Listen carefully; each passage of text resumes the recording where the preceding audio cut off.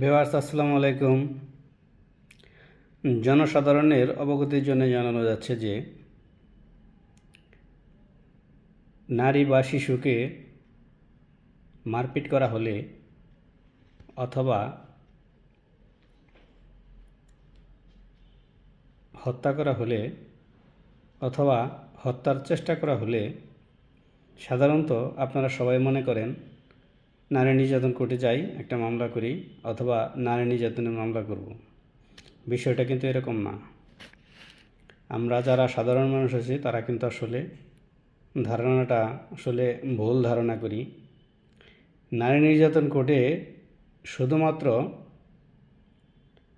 ধর্ষণ সংশ্লিষ্ট এবং ধর্ষণের সাথে বা ধর্ষণের চেষ্টার সাথে অথবা শ্লীলতাহানির সাথে অথবা যৌতুকের জন্যে হত্যার চেষ্টা, গুরুতর জখম এগুলোর সাথে যদি সংশ্লিষ্ট অন্য যে কোনো অফেন্স অথবা যে কোনো অপরাধ থাকে, সেই সব ক্ষেত্রে নারী শিশু নির্যাতন দমন ট্রাইব্যুনালে মামলা দাখিল করা যায় বা বিচার্য হয়। তো বাচ্চাকে অত্যাচার করেছে অথবা মারপিট করেছে অথবা আঘাত করেছে অথবা হত্যা করেছে অথবা হত্যার চেষ্টা করেছে, এগুলা কিন্তু নারী নির্যাতন কোর্টে মামলা হবে না।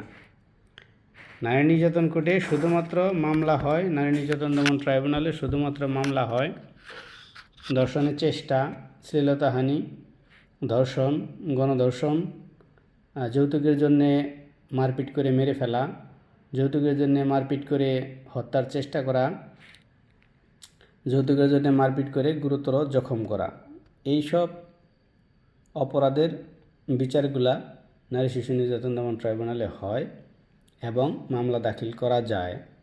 আর এগুলোর সাথে সংশ্লিষ্ট বাংলাদেশের দণ্ডবিধির যে কোনো অফেন্স অথবা অন্য যে কোনো আইনের অফেন্স এই ধারার সাথে যদি সংশ্লিষ্টতা থাকে, তাহলে এই বিচারগুলা নারী শিশু নির্যাতন দমন ট্রাইব্যুনালে হয়।